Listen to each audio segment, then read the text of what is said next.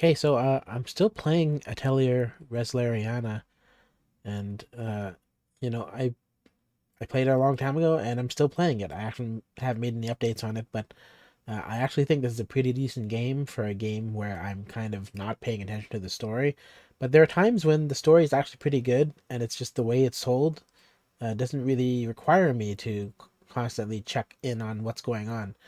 And so I've skipped like huge chunks of it. I know I've skipped huge chunks of it. But in terms of just like logging in every day, developing the characters and playing it, I actually really enjoy this game. Uh, Now lately they've made some updates, and I think the overall the update is pretty good. There's certain things I don't like about the updates. For example, so they made it recently so that you can equip when you go to your equipment. Uh, you can equip these kind of uh, card things, memoria, and then you can equip these equipment. But before, you could tell who had what equipped, but now it completely disregards who has had what equipped because now every single character can equip the same things. Uh, and what you have are loadout sets now, so that when and it only really tells you that there's an issue when two characters have the same loadouts, and then it tells you there's a conflict. And so that's the way they're dealing with the equipment now. And I actually don't like that because for me, it's really high maintenance, right? To think about what everyone is equipping during each single battle.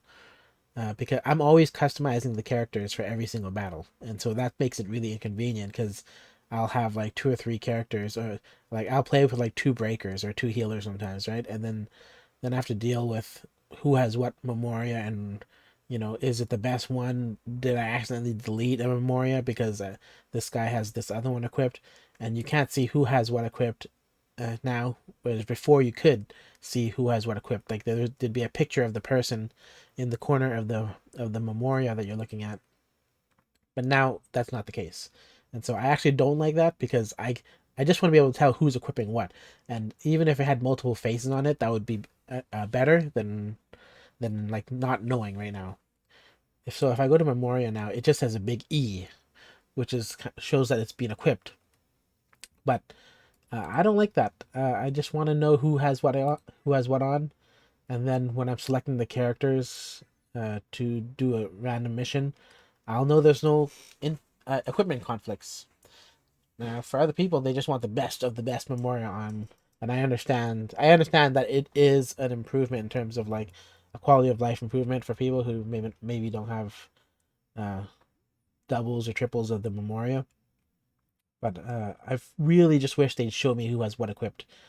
And there's another thing in that you know when you have all this equipment, you go to your container and you can see all this stuff. And this is kind of the same thing where I can't tell who has what equipment equipped here.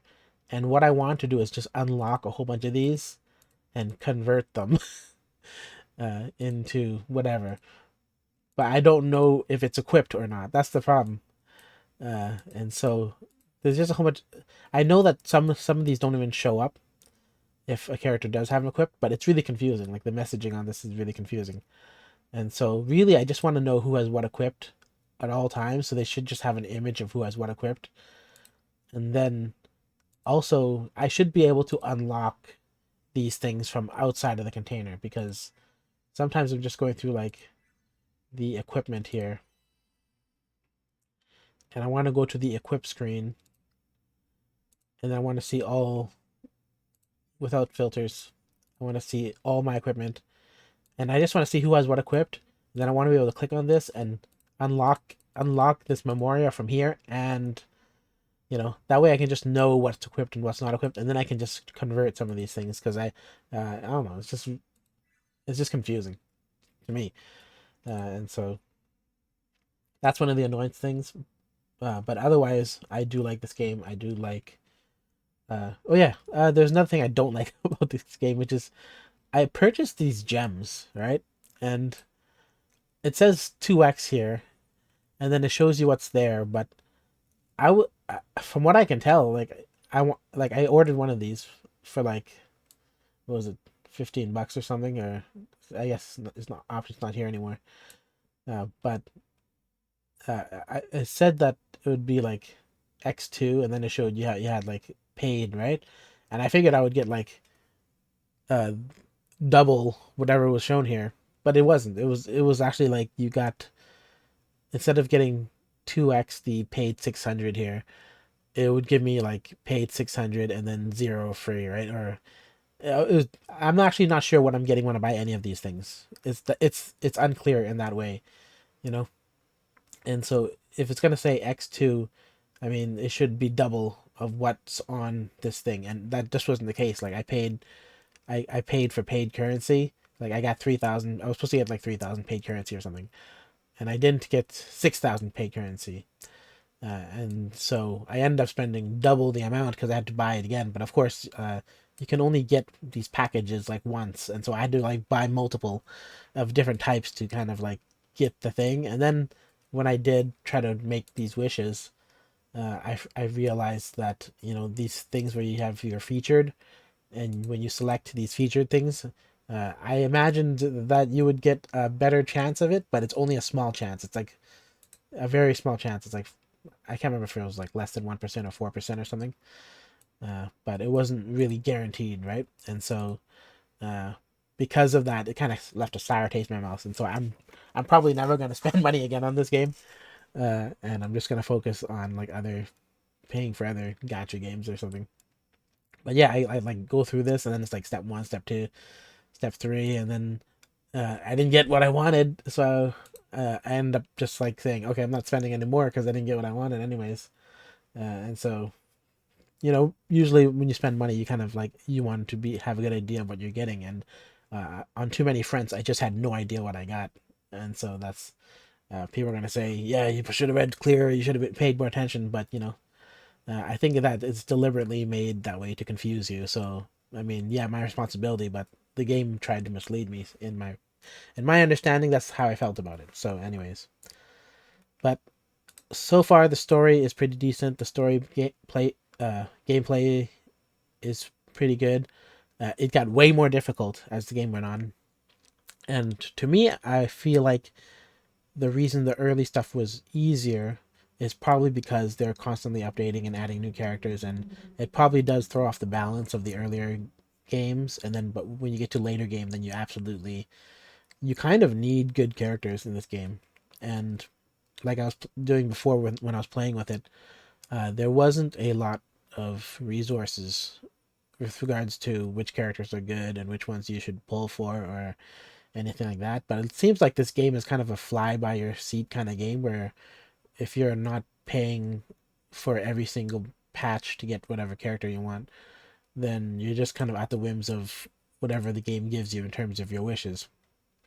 But you do feel like you're getting a decent amount of wishes as you play through, so that's good. So I only have like I think two good characters, and before I thought I had more good characters, but as I started to get through the game, I realized I had less good characters, and so I have probably these two characters are my best characters, my healer and my shielder, uh, and then I have maybe like let's go all the way down here. It's probably a pretty good healer as well. But I'm not really. I think she's pretty good, but I'm not really sure when to use her over this character. And then I don't know why she's all the way down in the corner here, but maybe if I sorted it by power, nope, she was not higher up. And so this character that I selected with my I had like one of these little spark things, and I selected her early in the game because I heard that she was pretty good. She's still at the top here, but I haven't been using her as much lately, just because I think a lot of the a lot of the challenges have gotten way more niche, and so uh, anyways, some of these characters that some people said were not good actually turned out to be pretty good for me, and so I really like this Marie. I feel like she's pretty strong. This Roman, I don't know, he's kind of like hit or miss. Sometimes he's good, sometimes he's not useful. Uh, this is one of the beach ones I just got recently, but uh, I really like these AoE guys more than I like the single attackers, and so I have these breakers who can break the weakness. And so Totori, and I have a ice one, Lila. These were the single target breakers, and they're useful in that they break a lot of the weakness pretty much in one go. I haven't tried this guy. Apparently, he's pretty good, but I just haven't developed him. Uh, and also, he just conflicts with Totori because they're the same physical slash. And then I like these area effect breakers a lot, like Lily, and then I've had this one since the beginning. Where is it? Marie, the lovely bomber. And yeah, and then I got the swimsuit. No, it's not her. I feel like I had one more. I don't know where it is. Anyways, oh yeah, I used to use another one, but then I don't. I stopped using her. But yeah. Anyways, I feel like yeah, it really depends on which characters you pull. That can give you kind of an advantage in terms of like finishing some of the really difficult. Some of the stories had me stuck. I was stuck for a long time. I had to actually take weeks. I feel like maybe it wasn't that long. It just felt that long, but I felt like I was stuck on some story things. Uh, and I wasn't even really focused on advancing in the story. I was just focused on developing the characters. But every now and then I would get far enough to advance the story, and then it would provide me with a whole bunch of resources because I was going through the story. This is the current event. It's all girls in swimsuits, but you can't get all these girls in swimsuits yet. And so I think that it's going to be a multi uh, sectioned event where you can't get them. But yeah, I'm still playing this game. I still enjoy the game, except for those like kind of annoying things that I mentioned. And I feel like it would be nice if there was a bigger community playing this game. That wasn't. It feels like the current community is more focused on the franchise of the Atelier franchise. But for this gacha game, I feel like we could use way more community resources in terms of like knowing what everything is. But it's just I guess the audience isn't there, so that's why there's no uh, people making content for it. But oh yeah, I kind of understand why it's called Resleriana now. But I think it's a like a mouthful. It's too difficult to say. But anyways, there's these characters that you kind of get for free, right? And these are my only like 5 stars basically because the game just gives you all that stuff. So there's Resna and then Valeria. So Res, Laria, and then the Na is either here or Regina because they gave you Regina too. But the thing about Regina, she's just an outcast. She's not in the materials with Resna and Valeria. And so I feel like Resleriana is just Resleriana from the Resna and not the Regina. But I don't know if that was in on purpose. But yeah, I just look at the materials for this game. Like even when you make wishes, you see Resna and Valeria. You don't see Regina, and I barely remember Regina. And even though someone's ignoring the story, I barely remember Regina, anyways. But I still always see Resna and I always see Valeria, and always like walking through the woods and stuff. And so I feel like that's why they